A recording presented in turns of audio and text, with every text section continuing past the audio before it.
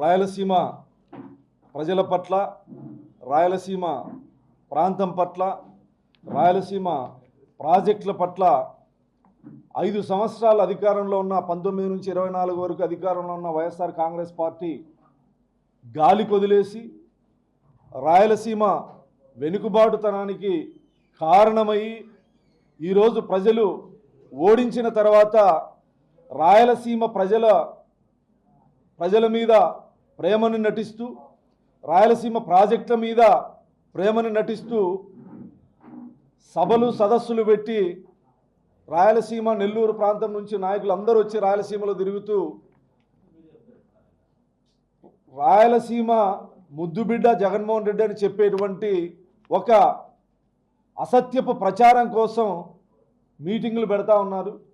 రాయలసీమ ప్రాజెక్టుల పట్ల చంద్రబాబు నాయుడు గారి చిత్తశుద్ధి, 5 సంవత్సరాల జగన్మోహన్ రెడ్డి గారి చిత్తశుద్ధిని ప్రజల ముందు బహిరంగ చర్చకొచ్చి, ఏ జిల్లాలోనైనా సరే బహిరంగ చర్చకొచ్చి చర్చ చేసే దమ్ము వైఎస్ఆర్ కాంగ్రెస్ పార్టీ నాయకులకు ఉందా అని నేను చెప్పి ఈ సందర్భంగా ప్రశ్నిస్తాను.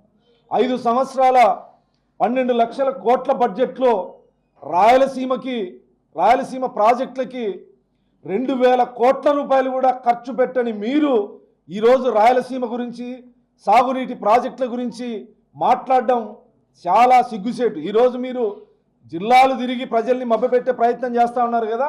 5 సంవత్సరాల జగన్మోహన్ రెడ్డి ముఖ్యమంత్రిగా ఉన్నప్పుడు ఏ సాగునీటి ప్రాజెక్టునైనా సందర్శించినటువంటి పరిస్థితి ఉందా? ఏ ఇరిగేషన్ వర్కులైనా ముందుకు తీసుకెళ్లినటువంటి పరిస్థితి ఉందా? రాయలసీమ లిఫ్ట్ ఇరిగేషను చంద్రబాబు నాయుడు గారు ఆపారని చెప్పేసి అసత్యపు ప్రచారాన్ని జనాల్లోకి తీసుకెళ్లేటువంటి మీ మూర్ఖత్వాన్ని, అంటే జగన్మోహన్ రెడ్డి గారు ముఖ్యమంత్రిగా ఉన్నప్పుడు రాయలసీమ లిఫ్ట్ ఇరిగేషన్ పనులు ప్రారంభిస్తామని ప్రచార ఆర్భాటం, అడ్మినిస్ట్రేషన్ ఫండ్ కింద 3800 కోట్లు రిలీజ్ చేస్తూ మీరు ప్రకటనలు ఇచ్చినప్పుడు కేంద్ర జలశక్తి శాఖ కానీ, కృష్ణా రిజర్వ్ బోర్డు కానీ ఇవన్నీ కూడా ప్రాజెక్టును ఆపండి అని చెప్పి చెప్పడం జరిగింది.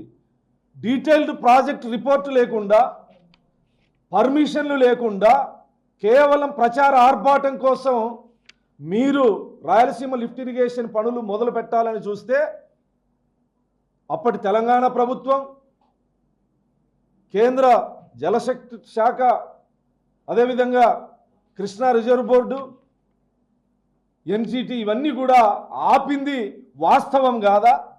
మీ మూర్ఖత్వంతో, అవగాహన రాహిత్యంతో ఏదో చేస్తానమని చెప్పేసి మభ్యపెట్టేటువంటి ప్రక్రియని ఆపింది ఎవరు? 2020, 21, 22, 23, 24 వరకు ముఖ్యమంత్రి ఎవరు? మీ చాతకంతనాన్ని కప్పిపుచ్చేందుకు చంద్రబాబు గారి మీద నిందలు వేయడానికి సభలు పెడతా ఉన్నారంటే ఇది చాలా హాస్యాస్పదం. 14 నుంచి 19 వరకు దాదాపు 12,500 కోట్ల రూపాయలు రాయలసీమ ఇరిగేషన్కి, హంద్రీనీవాకి ఖర్చు పెట్టినటువంటి ఘనత చంద్రబాబు నాయుడు గారిది. ఈరోజు హార్టికల్చర్ హబ్కి 30,000 కోట్లు, 26, 27 బడ్జెట్లు 10,000 కోట్లు సాగునీటి ప్రాజెక్టులకి కేటాయించినటువంటి ఘనత కూటమి ప్రభుత్వాన్ని, చంద్రబాబు నాయుడు గారిది. రాయలసీమ ఇరిగేషన్లో కానీ, సాగునీటి ప్రాజెక్టులలో కానీ 80% పూర్తి చేసినటువంటి ఘనత అన్న నందమూరి తారక రామారావు గారిది, చంద్రబాబు నాయుడు గారిది తప్ప మిగతా ఎవరిది కాదని చెప్పి సందర్భంగా ఈ 20 నెలల కాలంలో హంద్రీనీవా పనులు కానీ, లేదా సాగునీటి రాయలసీమ ప్రాజెక్టుల విషయంలో చంద్రబాబు నాయుడు గారు ఎన్నిసార్లు పర్యటించారు? 190 రోజుల్లో దాదాపు 40 టీఎంసీల నీటిని రాయలసీమకి అందించినటువంటి ఘనత చంద్రబాబు నాయుడు గారిది. ప్రతి చెరువుకి నీళ్ళు ఇవ్వాలని, ప్రతి ఎకరాకి నీళ్ళు ఇవ్వాలని ప్రయత్నం చేస్తూ ఉండేది, చిత్తశుద్ధితో పనిచేస్తూ ఉండేది. రాయలసీమ పట్ల పారిశ్రామిక రంగంగా కానీ, హార్టికల్చర్ రంగంగా కానీ, సాగునీటి ప్రాజెక్టుల విషయంలో కానీ వీటి పట్ల చిత్తశుద్ధి చంద్రబాబు నాయుడు గారికి ఉంది కానీ మీకుందా? గాలేరు నగరి కానీ, హంద్రీనీవ కానీ, పోతిరెడ్డిపాడు కానీ ఇవన్నీ టీడీపీ విజన్ కాదని చర్చకొచ్చే దమ్ము మీకుందా? అనవసరంగా మొన్న అనంతపూర్లో మీటింగ్ పెట్టినారు. 12 గంటలకి సమావేశం ప్రారంభమైంది. 12:40కి వీడియోలు బహిర్గతం చేయండి. మీరు చెప్పే సొల్లు అబద్ధాలని మిమ్మల్ని చూడడానికి వచ్చిన కార్యకర్తలే నమ్మకుండా బయటకు పోయినటువంటి పరిస్థితి. కాకాని గోవర్ధన్ రెడ్డి గారు మాట్లాడేటప్పుడు నీ కట్టుకథలు నెల్లూరులో చెప్పు కానీ ఇక్కడ కాదు అని చెప్పి వైసీపీ కార్యకర్తలే బయటికి వెళ్ళిపోయారు. అంటే మీరు చెప్పేటువంటి అబద్ధాలు 5 సంవత్సరాల జగన్మోహన్ రెడ్డి పరిపాలనలో సాగునీటి ప్రాజెక్టుల విషయంలో ఎంత చిత్తశుద్ధితో మీరు పనిచేశారు, చంద్రబాబు నాయుడు గారికి ఎంత చిత్తశుద్ధి ఉంది, ఇవన్నీ కూడా మీరు మాట్లాడేటువంటి అబద్ధాలు ప్రతిసారి జనం నమ్ముతారనుకుంటే అది పొరపాటు. గతంలో 19 ఎన్నికల ముందు వైఎస్ వివేకానంద రెడ్డి గారిని చంపింది మీరు. నారాసుర రక్త చరిత్రని సాక్షి పేపర్లో పెద్ద పెద్ద అక్షరాల్లో రాసి ప్రజల్ని మభ్యపెట్టారు. 5 సంవత్సరాల్లో ఏం చేయగలిగారు? 5 సంవత్సరాల్లో ఏం చేయగలిగారు? అసలు ఒక పార్టీకి కానీ ఒక విధానం అనేది ఉంటుంది. రాజధాని విషయంలో జగన్మోహన్ రెడ్డి విధానం ఏంది? స్పష్టంగా కనీసం వైసీపీ నాయకులకైనా తెలుసా? మొదట ప్రతిపక్ష నేతగా 14 నుంచి 19 వరకు రాయలసీమ విజయవాడ గుంటూరు మధ్యలో దాదాపు 30,000 ఎకరాలు భూమి ఉండాలి, ఇక్కడ పెట్టండి, సంపూర్ణ మద్దతు ఇస్తానని చెప్పినటువంటి జగన్మోహన్ రెడ్డి ఆ తర్వాత అధికారంలోకి వచ్చి నేను ఇక్కడ తాడేపల్లిలో ఇల్లు కట్టుకుంటా ఉన్నా, నేను శాశ్వత రాజధానిలో ఫస్ట్ ఇల్లు కట్టుకుంటున్న నాయకుడిని, నేను ఇక్కడి నుంచే పరిపాలిస్తానని చెప్పేసి అబద్ధాలు చెప్పి అధికారంలోకి వచ్చిన తర్వాత 3 రాజధానుల పేరు మీద 3 ముక్కలాట డ్రామా ఆడి విశాఖలో కానీ అమరావతిలో కానీ కర్నూలులో కానీ ఒక్క ఇటుక పెట్టగలిగారా 5 సంవత్సరాల్లో? 5 సంవత్సరాల్లో రాజధాని పట్ల స్పష్టత ఉందా? అంటే ప్రజలన్నా, ప్రజాస్వామ్యం అన్నా, రాజధాని అన్నా, పరిపాలన అన్నా మీకు ఎగతాళితో సమానం. ఈరోజు మతి భ్రమించి అధికారం దూరం అవుతానే అమరావతి మీరెక్కడైతే ఆపేశారో అక్కడి నుంచి చంద్రబాబు నాయుడు గారు నిర్మాణం మొదలు పెడితే మళ్ళీ ఈరోజు మాదిగాన్ అనే చర్చ తీసుకొచ్చి, అంటే 5 సంవత్సరాల్లో మచిలీపట్నం, విజయవాడ, గుంటూరు ఇవన్నీ జగన్మోహన్ రెడ్డి కళ్ళకు కనపడలేదా? ఈరోజు అమరావతి నిర్మాణం ముందుకెళ్తా ఉంది. అమరావతిలోకి ఆంధ్రప్రదేశ్లోకి పెట్టుబడులు వస్తూ ఉన్నాయి. ప్రజలు కూటమి ప్రభుత్వం చంద్రబాబు గారి పరిపాలన మీద చేస్తున్నటువంటి అభివృద్ధి మీద చర్చించుకుంటా ఉన్నారు. మావిగాన్ అనే చర్చ వైసీపీ నాయకులు మాట్లాడుతున్నారు. సాక్షి కూడా పెద్ద పెద్ద అక్షరాలతో మొత్తం రాష్ట్ర ప్రజలందరూ ఎర్రగడ్డలో చర్చించుకుంటా ఉన్నారా మావిగాన్ మీద? 12 సంవత్సరాలు అయితే ఉంది రాష్ట్రం విడిపోయి. సిగ్గుందా మీకు అసలు? 5 సంవత్సరాల పరిపాలనని, అమరావతి నిర్మాణాన్ని, పోలవరాన్ని, రాయలసీమ ప్రాజెక్టులని గాలి కొదిలేసి ఈరోజు అధికారం పోతామనే అబద్ధాలు, అసత్యాలు మీకు వెన్నతో పెట్టినటువంటి విద్య మళ్ళీ అదే కొత్త డ్రామాలతో వస్తే ప్రజలు అసహించుకుంటా ఉన్నారు. నిన్నటి మీ సమావేశమే అందుకు నిదర్శనం.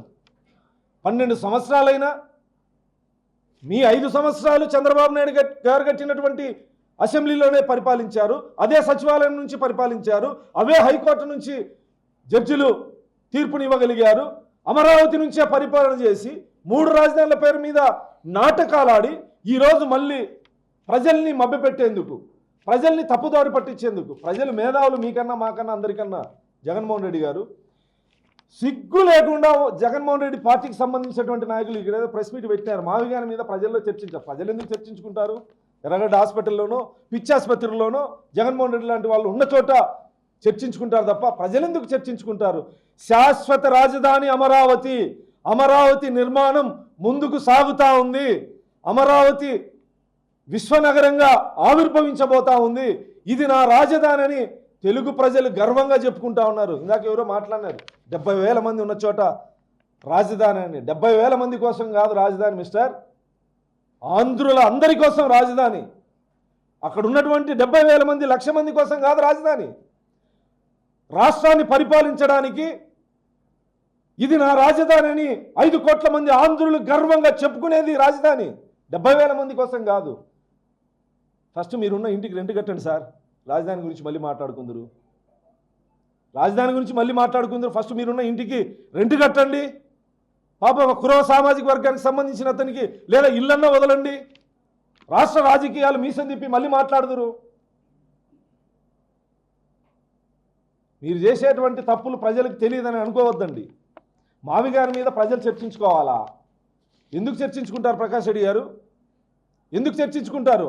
5 సంవత్సరాలు 3 రాజధానులు అన్నారు, విశాఖపట్నం రాజధాని అన్నారు. ఒక్క సీట్ అన్న గెలవగలిగారా? ఒక్క సీట్ అన్న గెలవగలిగారా? అయినా బుద్ధి రాలే. మళ్ళీ మావిగానంట పిచ్చి పిచ్చి మాటలతో పిచ్చి పిచ్చి డ్రామాలు వేస్తూ మళ్ళీ ప్రజల ముందుకు వస్తూ ఉంటే ప్రజలు చీదరించుకునేటువంటి పరిస్థితి ఏర్పడతా ఉంది. నేను స్పష్టంగా చెప్తా ఉన్నా, రాయలసీమ సమగ్ర అభివృద్ధి మీద తెలుగుదేశం పార్టీకి, చంద్రబాబు నాయుడు గారికి, కూటమి ప్రభుత్వానికి చిత్తశుద్ధి ఉంది.